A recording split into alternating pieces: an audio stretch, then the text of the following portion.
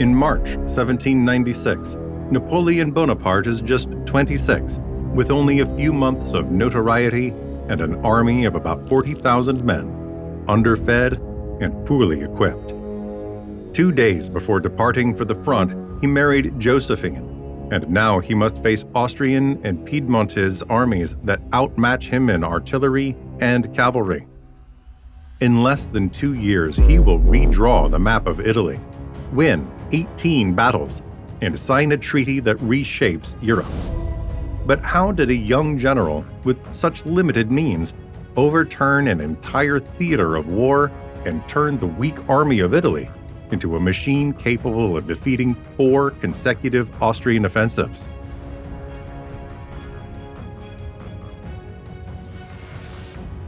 In March 1796, northern Italy is a mosaic of states with opposing interests.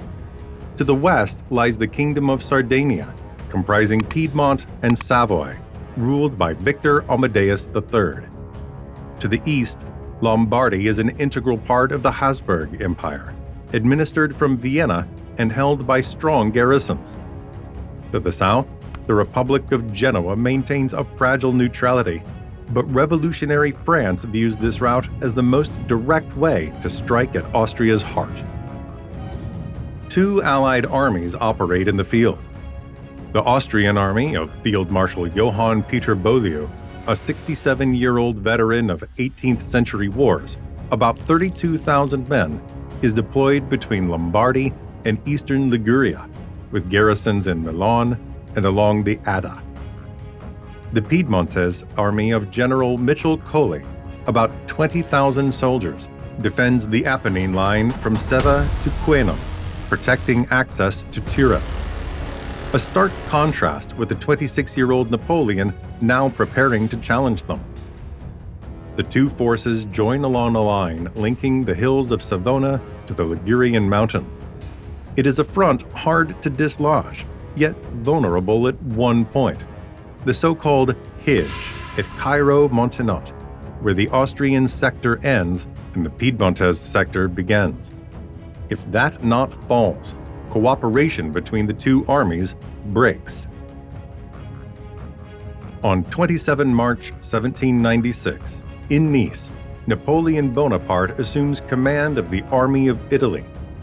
The same day, through his Chief of Staff Louis-Alexandre Berthier, he summons 3 senior divisional generals: General Mathieu Philibert Serrurier, Pierre-François Charles Augereau, and André Massena. During the meeting, the first tasks are assigned, and the start of operations is set for 15 April, a secondary front for Paris compared with the Rhine. The war against the coalition has been underway since 1792, and the Directory has set the objectives: defeat the Austrians and force the Piedmont to make peace. Napoleon does not decide when the conflict begins, but he has full freedom in how to conduct it. He commands 38,000 men, veterans of the Revolutionary Wars, poorly equipped but well trained. His plan is simple and direct. Strike the hinge, split the Allies, and fight them separately, using the mobility of French columns to concentrate strength where the enemy is weakest. Did you know that most people who watch our documentaries aren't subscribed yet? If you enjoy animated maps and history, join our community. Leave a like and subscribe so you never miss the next episodes. After taking command at Nice, Napoleon quickly moves headquarters to Albenga and, on 9 April, to Savona. The objective is to strike Carcare, the weak point of the Austro-Piedmontese hinge, to sever the alliance for good. The main maneuver calls for Massena's division to descend from the Cataboni Pass to Carcare and join Augereau's division, marching from Fino Ligure through Tovo San Giacomo for a combined attack. In parallel, Serrurier must move toward Ornea to engage the Piedmontese flank, while Generals Macquard and Garnier, with 6,800 men, head toward Queno to distract Coley. On the Mediterranean front, part of La Harpe's division is ordered to take Sassello, while the rest cooperates with Jean-Baptiste Cervoni, commanding a brigade at Voltri to threaten Genoa and suggest a possible direct attack on the city. The start date is set for 15 April, but an unforeseen move changes everything. On 11 April, Field Marshal Beaulieu, worried by the weakness of Cervoni's brigade at Voltri, acts first. 2 Austrian columns cross the Bochetta Pass and the Turchino Pass to outflank the French position, while General Jean-Pierre d'Argenteau, an Austrian commander under Beaulieu, must descend from the hills towards Savona to isolate Massena and La Harpe. Cervoni, heavily outnumbered, orders an orderly retreat to avoid needless losses. For Napoleon, this is the moment to strike. He now knows Beaulieu's position and understands the Austrian command will need time to rejoin the Piedmontese. He therefore brings the attack forward by 4 days and launches the operation against Montenotte. On 12 April, La Harpe's and Massena's division engage Argenteau's troops near Cairo-Montenotte.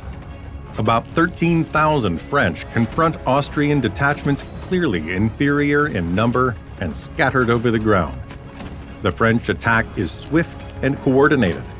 The enemy front collapses, and the line linking the Austrians and Piedmontese is severed.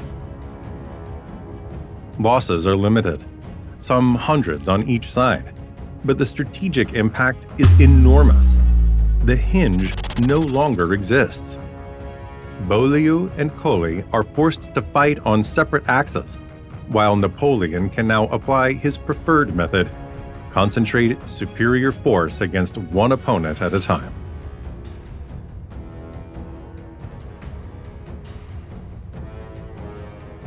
After Montenotte, Napoleon moves immediately to consolidate success and prevent Austrians and Piedmontese from regrouping. The priority is to hit Colli and block any Austrian junction. On 13 April, France advance guards reach Millesimo, a small town in the Bormida Valley, where Savoyard forces try to slow the advance. In this clash, the Piedmontese suffer about 600 casualties, dead and wounded, against roughly 400 French. But the real obstacle lies slightly higher. The fortress of Cosseria, a hilltop castle held by about 900 Austro-Piedmontese grenadiers. Augereau is sent there and meets unexpected resistance. French assaults, under enemy fire and up steep slopes, break repeatedly. The garrison, though isolated, manages to inflict heavy losses, over 300 men, before surrendering on 15 April. Cosseria becomes a nail driven into the flank of the maneuver, delaying the push towards Seva. Meanwhile, to the northeast, Massena is ordered to strike at Dego to cut Austrian communications. There, he encounters well-entrenched imperial units that block the road. Napoleon realizes time works against him. If Beaulieu restores contact with Colli, the advantage won at Montenotte will vanish. On 14 and 15 April, Napoleon masses his forces at Dego. After 2 days of hard fighting, the French stormed the position, capturing about 5,000 prisoners and 19 guns, and inflicting more than 2,000 casualties, dead and wounded, on the Austrians, against roughly 900 French losses. It is a heavy blow for the Imperials, worsened by the loss of 10 battalions. A curious episode follows. Part of Massena's troops, busy looting, is surprised by a sortie led by the Austrian general Vukasovic. An enraged Napoleon has to restore discipline in person. On 15 April, the Cosseria garrison, left isolated, surrenders. The accumulated delays, however, allow Colli to fall back to safer positions. Even so, the operation has achieved its strategic aim. The Austrians are pushed back, and the Piedmontese remain isolated.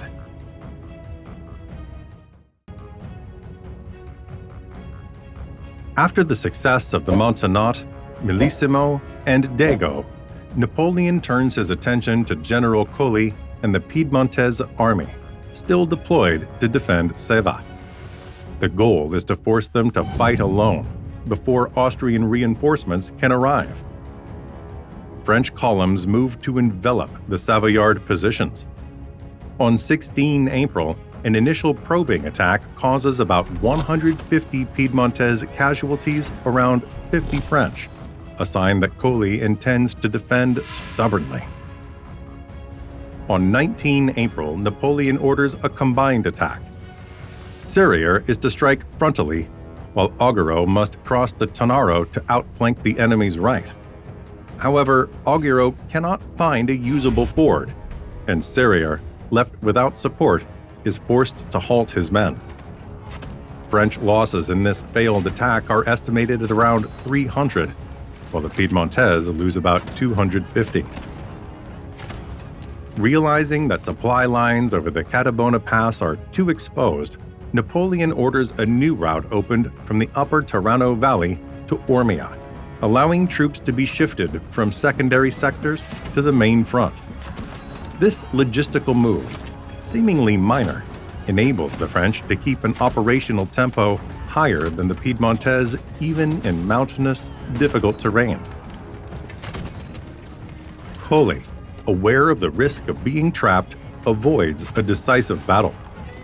During the night of 20 to 21 April, he withdraws the army toward Mondovì, losing about 200 men in rearguard skirmishes. The retreat, though orderly, leaves the French free to approach the Piedmontese plain. Napoleon would later describe, in a message to Paris, the maneuver through Ormia as one of the most elegant moves in the art of war.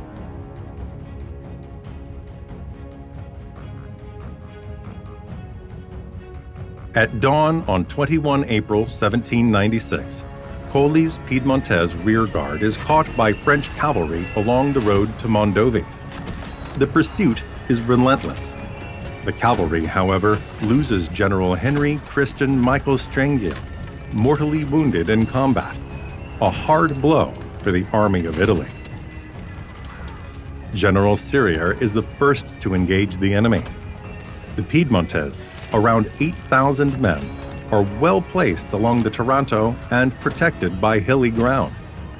Napoleon orders a coordinated attack.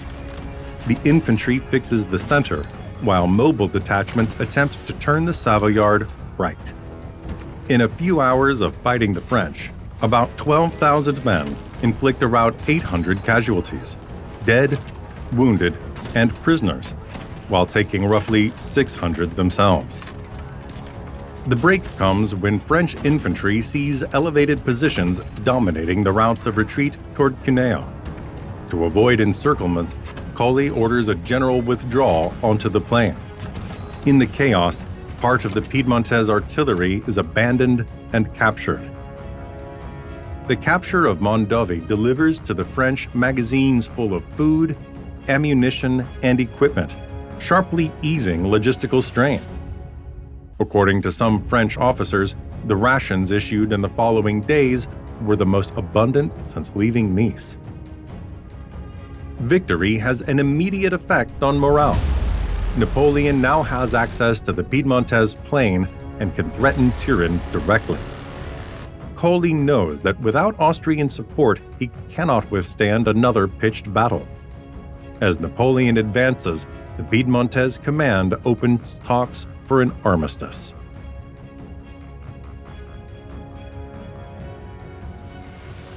After Mondovì, the Army of Italy advances rapidly towards Turin. On 23 April, Napoleon is within marching distance of the Savoyard capital. The situation for the Kingdom of Sardinia is critical. The Piedmontese army has been beaten in the open, has lost access to the natural defenses of the Apennines, and cannot count on the timely arrival of Austrian reinforcements. That same evening, Colli opens negotiations requesting an armistice. Napoleon agrees to proceed only after securing control of key positions. Messena occupies Cherasco, and Augereau enters Alba, completing the separation between the Piedmontese and Austrians. On 28 April 1796, Victor Amadeus III signs the Armistice of Cherasco. The agreement provides for the cession of Cueno, Seva, and Alessandria, as well as free passage for French troops towards Austrian Lombardy. In practice, Piedmont leaves the war, and Napoleon gains full security on his western flank. In just 10 days of operations, the Army of Italy has suffered about 6,000 losses, but has neutralized an opposing force of roughly 20,000 men. The signing takes place in a noble residence. Napoleon sends reports to Paris on the speed of the campaign, claiming that the war was decided before the enemy realized he had lost. The Armistice of Cherasco is more than a tactical victory. It marks Napoleon's first great political and military triumph in Italy and opens the way to the next phase of the campaign, the race into the Po Plain and Austrian Lombardy.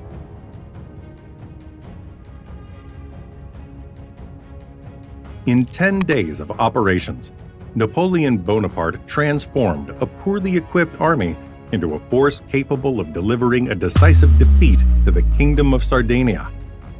With Cherasco, Piedmont exits the war.